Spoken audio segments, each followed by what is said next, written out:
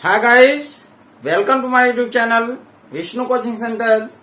प्यारे दोस्तों, आज हम लोग कक्षा 10 द्विघात समीकरण के प्रश्नावली 4.3 के प्रश्न नंबर 6 और 7 को पढ़ेंगे।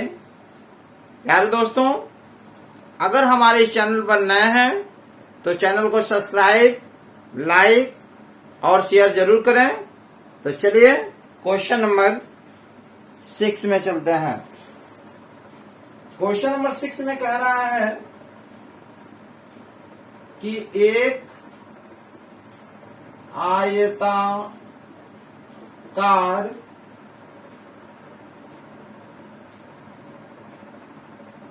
खेत का विकर्ण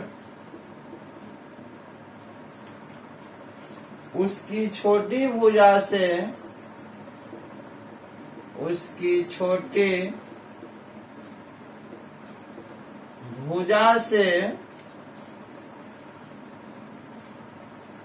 60 मीटर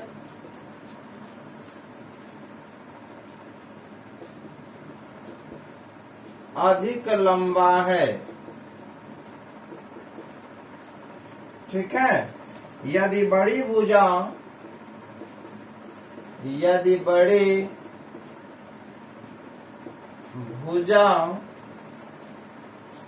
छोटी भुजा से 30 मीटर अधिक हो, छोटी भुजा से 30 मीटर अधिक हो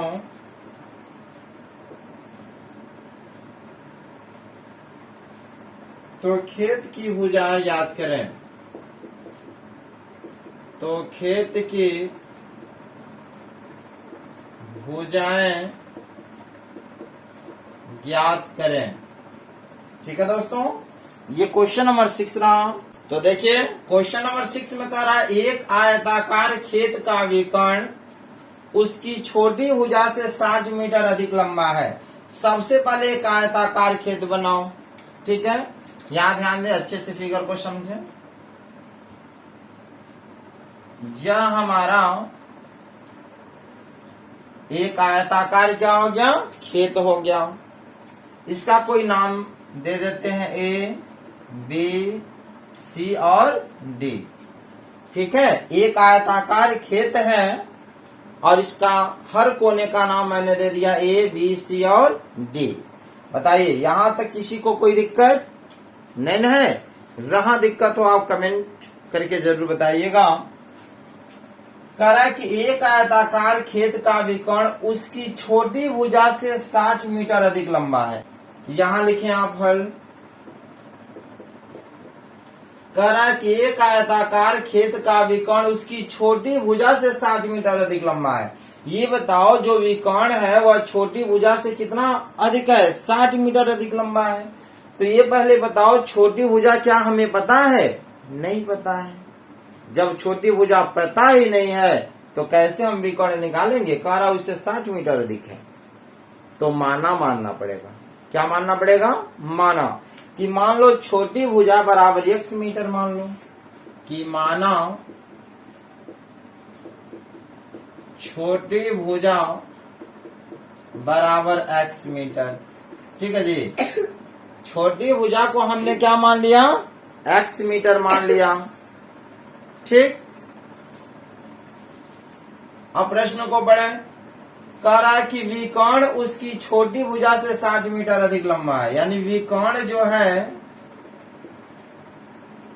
विकर्ण बराबर उसकी छोटी भुजा से, यानी छोटी भुजा, विकर्ण बराबर छोटी भुजा से 60 मीटर अधिक लंबा है। अधिक माने क्या होता है? जोड़ होता है। तो छोटी भुजा प्लस कितना लंबा है? 60 मीटर, यानी 60 कर दीजिए। तो छोटी भुजा को मैंने क्या माना? x प्लस 60 है ना, तो 60 मीटर हो गया। ठीक है दोस्तों, यानी छोटी भुजा x मीटर और विकर्ण कितना आ गया? x plus 60 metre. फिर आगे बढ़िए, यदि बड़ी भुजा, यहां ध्यान दें ये तो विकर्ण था, प्रश्न में हमसे कह रहा है कि बड़ी भुजा, जो बड़ी भुजा है छोटी भुजा से 30 मीटर अधिक है। अब देखो, जो बड़ी भुजा है वह छोटी भुजा से कितना है, 30 मीटर अधिक है। ठीक है जी, जो बड़ी भुजा है वह छोटी भुजा से कह रहा 30 मीटर अधिक है। इसका मतलब छोटी भुजा यानी छोटी भुजा क्या माना गया है, x आज से 30 मीटर अधिक है। अधिक माने क्या होता है जी, जोड़, तो प्लस कर दो क्या 30, x प्लस हो गया 30 मीटर। ठीक है दोस्तों, और यहाँ कह रहा है तो खेत की भुजाएं याद करें। तो खेत की भुजा क्या क्या ज्ञात करना है, छोटी भुजा ज्ञात करना है, x का मान पता नहीं है, उसके बाद बड़ी भुजा ज्ञात करना है। तो सबसे पहले बात ये बताओ, जो आयताकार खेत है उसमें विकर्ण कह रहा है छोटी, विकर्ण माने क्या होता है, कौन, आप लोग पढ़े होंगे। जैसे यहां से ऐसे एक रेखा खींचो, आप लोग पढ़े होंगे ट्रिग्नोमेट्री, त्रिकोणमिति, मैं आपको अच्छे से पढ़ाया हूं। उस अध्याय को आप जरूर देखें, सभी सूत्र अच्छे से समझाए गए, क्वेश्चन भी बताए गए हैं। तो जरा आप ये बताओ, ये देखो ये क्या बन गया, त्रिभुज बना कि नहीं बना, ABC त्रिभुज बना। तो ये विकर्ण होता है, जो ऐसे जो सबसे बड़ी भुजा होती है वो क्या होती है जी, विकर्ण होती है। ठीक है, तो ये विकर्ण है, इसको क्या कहते हैं, विकर्ण। विकर्ण कहो चाहे कर्ण कहो, है कि नहीं। ठीक, और ये जो होता है वह लंब है, और नीचे वाला क्या है दोस्तों, आधार है। ठीक है जी, देखो इस त्रिभुज में यह विकर्ण है, विकर्ण कहो या कर्ण कहो, कर्ण है, और ये लंब है, और ये क्या है, आधार है। बताओ यहां तक कोई दिक्कत नहीं होना चाहिए। तो आप यहां से पाइथागोरस प्रमेय लगा दो ना, पाइथागोरस प्रमेय। अब पाइथागोरस प्रमेय का इस्तेमाल करते हैं। आपको बताया गया ट्रिग्नोमेट्री, त्रिकोणमिति जब बताया गया था, विकर्ण यानी कर्ण बराबर लंब स्क्वायर प्लस आधार स्क्वायर। तो विकर्ण स्क्वायर बराबर सूत्र होता है लंब स्क्वायर प्लस आधार स्क्वायर। समझ में आया दोस्तों। अब देखो यहां लंब, लंब क्या है, लंब का मतलब ये बताओ, इन सभी भुजाओं में सबसे छोटा क्या है, लंब है, उससे बड़ी भुजा क्या है, आधार है, और ये क्या है, विकर्ण है। तो ये बताओ लंब, लंब क्या है, यानी छोटी भुजा, छोटी भुजा क्या है, x हो गया। ठीक है, आधार माने उससे क्या है, ये देखो लंबाई में बड़ा है ना, तो आधार यानी हमारी बड़ी भुजा है, बड़ी भुजा क्या है, x प्लस 30। ठीक है, और विकर्ण कह रहा है, विकर्ण क्या है, x प्लस 60। बताइए यहां तक आपको सवाल समझ में आया कि नहीं आया। सबसे पहले छोटी भुजा कह रहा है, तो छोटी भुजा बताओ इस त्रिभुज में कौन है, ये लंब ही ना है, तो लंब हो गया, देखो हाइट में कम है। उससे बड़ी क्या होता है, आधार हो गया, तो आधार क्या है, x प्लस 3 यानी बड़ी भुजा, और विकर्ण माने जो तिर्यक है वो हो गया x प्लस 60। तो इसी सूत्र में रख दो ना, विकर्ण, विकर्ण बराबर कितना दिया है दोस्तों, x प्लस 60। तो यहां लिखिए x प्लस 60 का होल स्क्वायर, स्क्वायर लिखा है ना, बराबर लंब, लंब क्या है, x, x का वर्ग करो, प्लस आधार, आधार क्या है दोस्तों, x प्लस 30, इसका क्या करो, वर्ग करो। बताइए जहां तक कोई दिक्कत होना भी नहीं चाहिए। जो जैसे मान था मैंने क्या किया, रख दिया। अब यहां देखो ये a मानो, इसको b मानो, a प्लस बी के होल स्क्वायर भी इसको तोड़ दो, है कि नहीं, जैसे इसको a और इसको प्लस b मानो। सूत्र याद होना चाहिए, a प्लस बी का होल स्क्वायर क्या होता है, a square plus B square plus 2ab। तो इसी फार्मूले पे रखो ना, इसको a मानो यानी x का वर्ग, प्लस बी स्क्वायर होता है, b को क्या मानो, 60 का वर्ग मानो। ठीक है जी, a square plus B square plus 2ab होता है 2 गुणे a का मान क्या है दोस्तों, x, गुणे b का मान क्या है 60। यानी ए प्लस बी के होल स्क्वायर पे मैंने क्या किया, तोड़ दिया। अब यहाँ ये एक्स स्क्वायर प्लस, अब इसको भी देखो ए प्लस बी के होल स्क्वायर पे तोड़ो, यानी A square X square plus B square, B क्या है 30 का वर्ग, प्लस 2ab होता है, तो 2 गुणे ए का मान क्या है x गुणे बी का मान क्या है 30। बताइए यहां तक कोई दिक्कत होना भी नहीं चाहिए। अब यहां ध्यान दें, एक्स स्क्वायर प्लस 60 का वर्ग करो, यानी 60 का वर्ग करेंगे 6 के 36, 300, 60 गुणे 60 कितना होगा 3600। ठीक है, 60 गुणे 60 करेंगे, 60 का वर्ग यानी कितना होगा 3600 हो जाएगा, प्लस 60 दूनी 120, 120 एक्स बराबर x square plus x square plus 30 का वर्ग करो, यानी 30 गुणे 30, 3 त्रिका 9 यानी 900 हो जाएगा, प्लस 30 दूनी 60 एक्स। ठीक है दोस्तों, यहां तक आपको सवाल समझ में आया कि नहीं आया? तो चलें इसके आगे ऊपर का हम मिटा देते हैं। ठीक है दोस्तों, ध्यान दीजिएगा।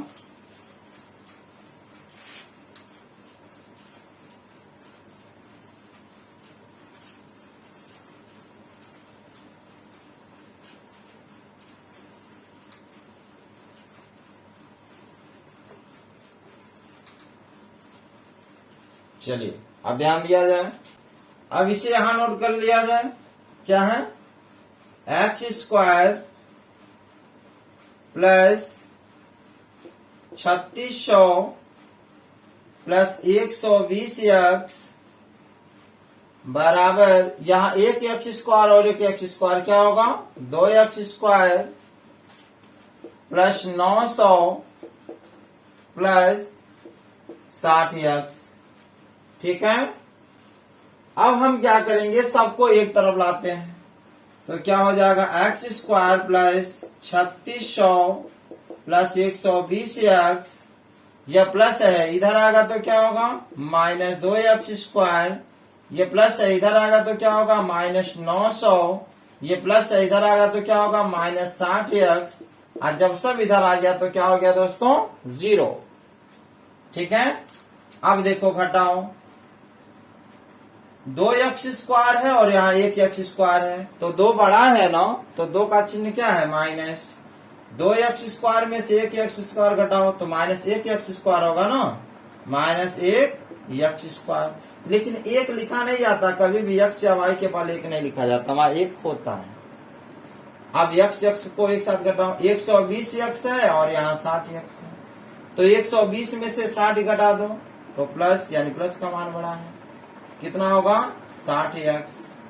ठीक है दोस्तों, अब यहाँ देखो अंक में से घटाओ, 3600 है और माइनस 900 है, तो 3600 में से 900 घटाओ तो प्लस का मान बड़ा है, तो कितना होगा दोस्तों 2700। ठीक है जी, बराबर 0। ठीक है, और मैं आपको बताया था इसके पहले सवालों में कि कभी भी एक्स स्क्वायर के पहले गुणनखंड वाले मान हो, प्रश्न हो, और सबसे पहले माइनस हो तो माइनस को हटा दो, सबका चिन्ह बदल जाएगा। तो यहाँ क्या हो जाएगा एक्स स्क्वायर प्लस है तो माइनस 60 एक्स प्लस है तो माइनस 2700 बराबर 0। ठीक है दोस्तों, तो यहाँ तक आपको सवाल समझ में आया होगा, आया कि नहीं आया है? आ गया। चलिए आप ध्यान दें, अब तो बात ये आती है कि यहाँ पे देखो गुणनखंड हो गया 2700 का, ऐसा गुणनखंड करो कि गुणा करो तो 2700 हो जाए, और यहाँ माइनस है ना, घटा दो तो 60 आ जाए। ये तो आपको समझाया ही गया है। तो आप क्या करो, ऐसे 2700 का एलसीएम निकाल लो समझने के लिए। ये किससे कटेगा जी 2 से ना, तो 2 1 कम 2, 2 3 6, 2 5 10, बोलो 0, फिर 2 से कटेगा, 2 छक्के 12 बचा 1, 2 सत्ते 14 बचा 1, 2 5 10। आता है कि नहीं, एलसीएम निकालने आता ही होगा। फिर किससे कटेगा 3 से, 3 दूनी 6, फिर 3 दूनी 6, बचा 1, 3 बचे 15, 5 से कटेगा, 5 चौके 20, 2 बचा, 5 बचे 25। ठीक है जी। फिर 5 9 45, 3 त्रिका 9, 3 कम 3। ठीक है दोस्तों, तो यहां ध्यान दें, ये गुणनखंड हो गया और इसमें ऐसा गुणनखंड करना है कि गुणा करो तो 2700 आ जाए और घटा दो तो 60 ही आ जाए। तो इसमें ऊपर नीचे हम गुणा करेंगे इधर उधर करके, अब देखेंगे कि गुणा करने पर 2700 आ जाए और घटाने पर 60 आ जाए। तो जरा ध्यान दो, अब ध्यान दिया जाए, जैसे 2 तिया 6, 6 पच्चे 30, 30 तिया 90, यानी 90 लीजिए और गुणे 2 पच्चे 10, 10 तिया 30, 30, यानी 90 में जब 30 का आप गुणा करोगे तो 9 त्रिक 27, 2700 हो जाएगा दोस्तों। और 90 में से आप 30 घटाओगे तो क्या हो जाएगा, 60 आ जाएगा, है कि नहीं। तो यही न करना था कि गुणा करने पर 2700 लाना था और घटाने पर 60 लाना था। आ गया कि नहीं आ गया। तो देखो यहां लिखेंगे x स्क्वायर माइनस 60 की जगह क्या लिखेंगे, 90 माइनस 30, क्योंकि 90 में से 30 घटाएंगे तो 60 होगा और 90 में 30 का गुणा करेंगे तो 2700 होगा। x माइनस 2700 बराबर 0।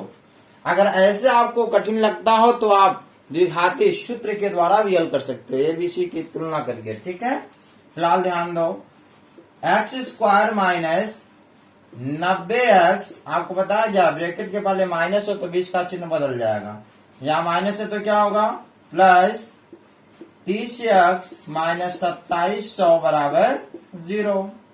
अब दो का जोड़ा बनाना है।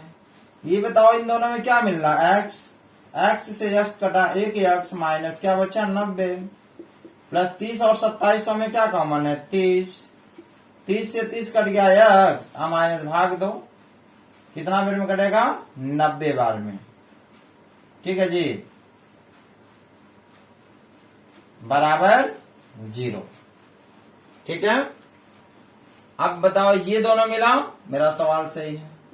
x माइनस 90 और इसको एक बार लिखो, x प्लस 30 बराबर 0। ऐसे सवाल बहुत बताए गए आपको।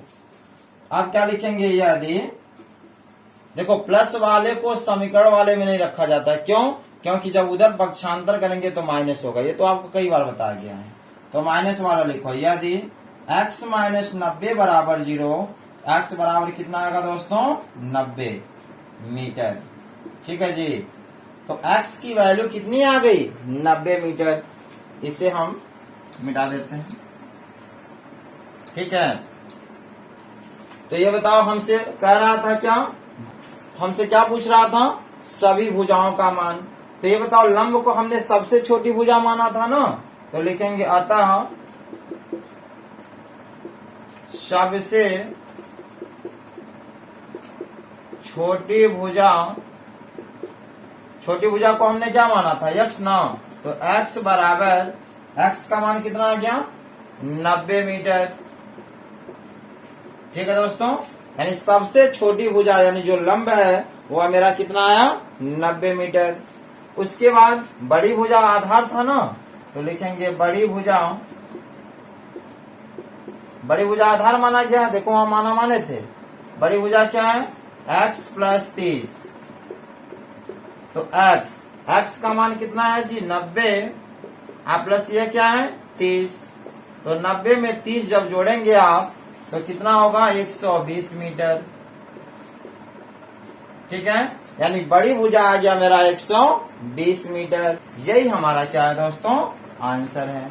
इसे आप लोग नोट कर लें। तो अब हम चलते हैं क्वेश्चन नंबर 7 में। चलिए अब क्वेश्चन नंबर 7 में चलते हैं। ठीक है दोस्तों, प्यारे दोस्तों सवाल समझ में आ रहा है ना, कमेंट बॉक्स में जरूर बताइएगा आप लोग।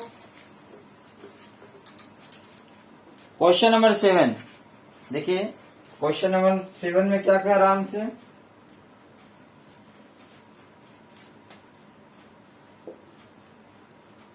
दो संख्याओं के वर्गों का अंतर 180 है,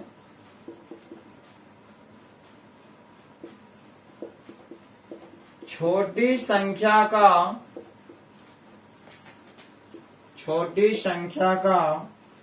वर्ग बड़ी संख्या का 8 गुना है। 8 गुना है। दोनों संख्याएं ज्ञात करें। दोनों संख्याएं ज्ञात करें। ठीक है दोस्तों, अब यहां लिखेंगे हम हल। ध्यान दिया जाए। कर दो संख्याओं के वर्गों का अंतर 180 है, छोटी संख्या का वर्ग बड़ी संख्या का 8 गुना है, तो दोनों संख्या ज्ञात करें। अब एक चीज ध्यान दीजिएगा, न ही हमें बड़ी संख्या पता है और न ही छोटी संख्या पता है। तो मान लीजिए कि माना बड़ी संख्या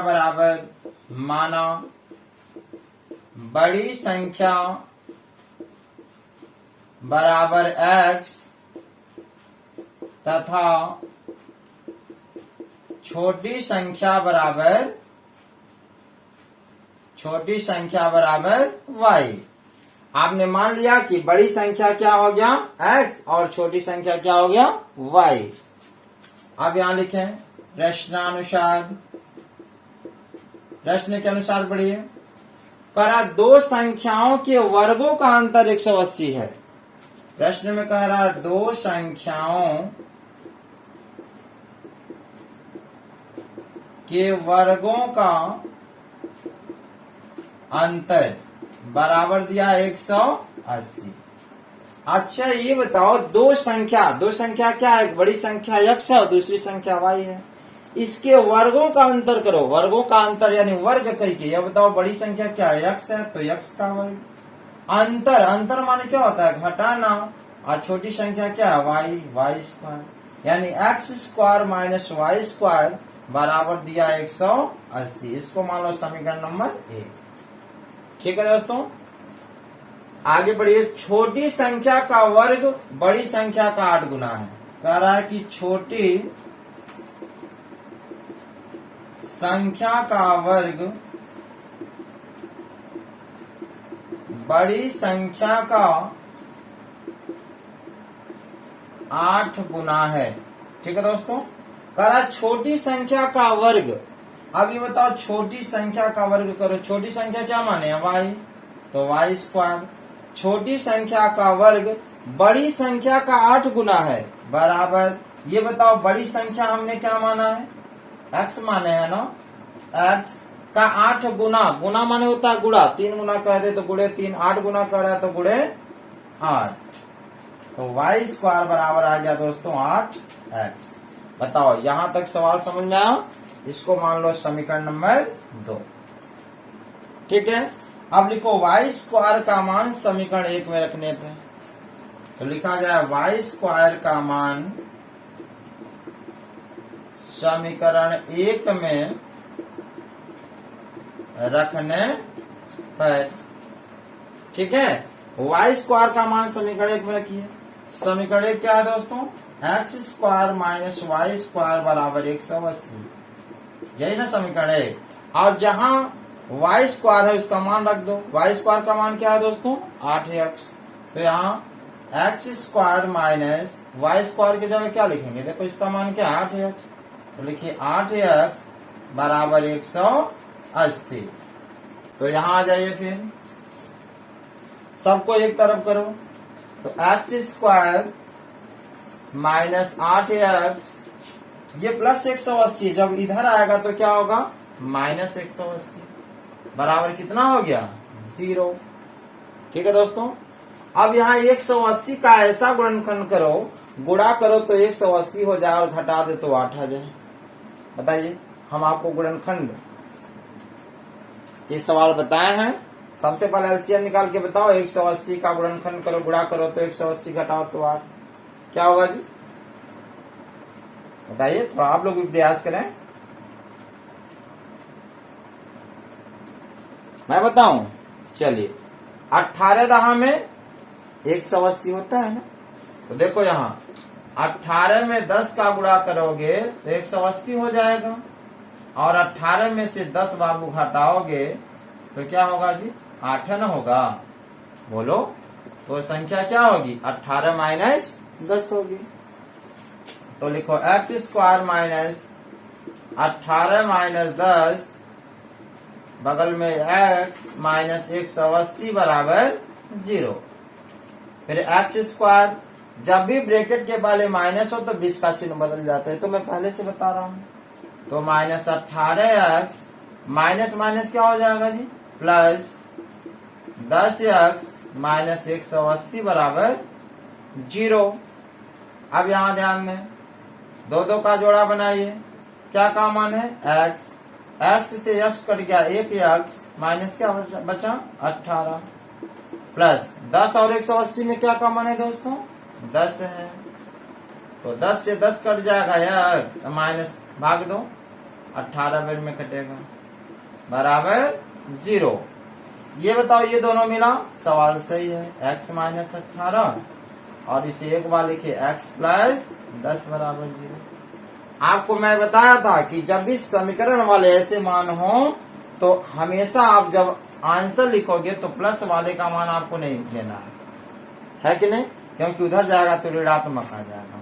तो यह लिखेंगे क्या कि यदि माइनस वाले को लेते हैं, x माइनस 18 बराबर 0, x बराबर उधर जाएगा तो क्या होगा दोस्तों? 18। x का मान कितना आ गया? 18। तो ये बताओ, हमसे क्या पूछ रहा था? छोटी संख्या और बड़ी संख्या ना। तो ये बताओ, छोटी संख्या नहीं, सॉरी, बड़ी संख्या पता हो गया कि नहीं पता हो गया? x का मान क्या है? 18। जब x का मान आ गया तो x का मान आप किस में रख दो जी? या तो समीकरण 1 में रख दो या तो समीकरण 2 में रख दो। तो मेरा किसका मान आ जाएगा? y का मान आ जाएगा, है कि नहीं? तो यही लिख लो कि x का मान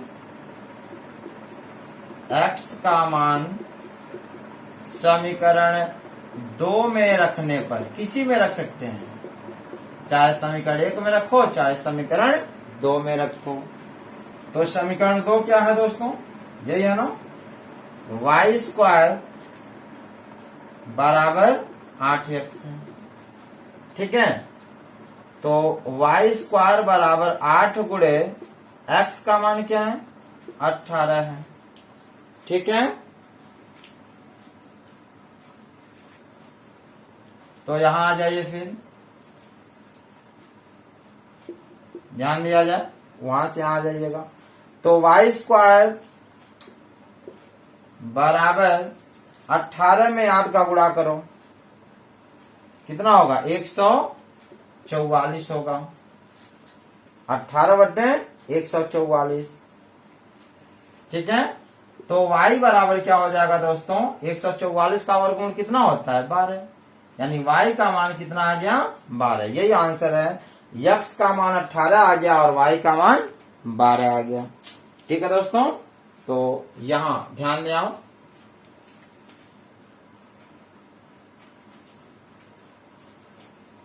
तो आंसर क्या लिखेंगे? ठीक है, तो यहां लिखिए आंसर, अतः बड़ी संख्या को क्या माने? x बराबर, x की वैल्यू कितना आया जी? 18 हो गया, तथा छोटी संख्या को क्या माना है? y का मान कितना आया है? 12। यही हमारा आंसर है।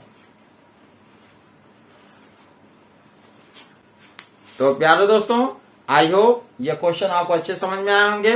तो प्यारे दोस्तों, अगली कड़ी में अगली वीडियो के साथ पुनः मुलाकात होगी। तब तक के लिए धन्यवाद।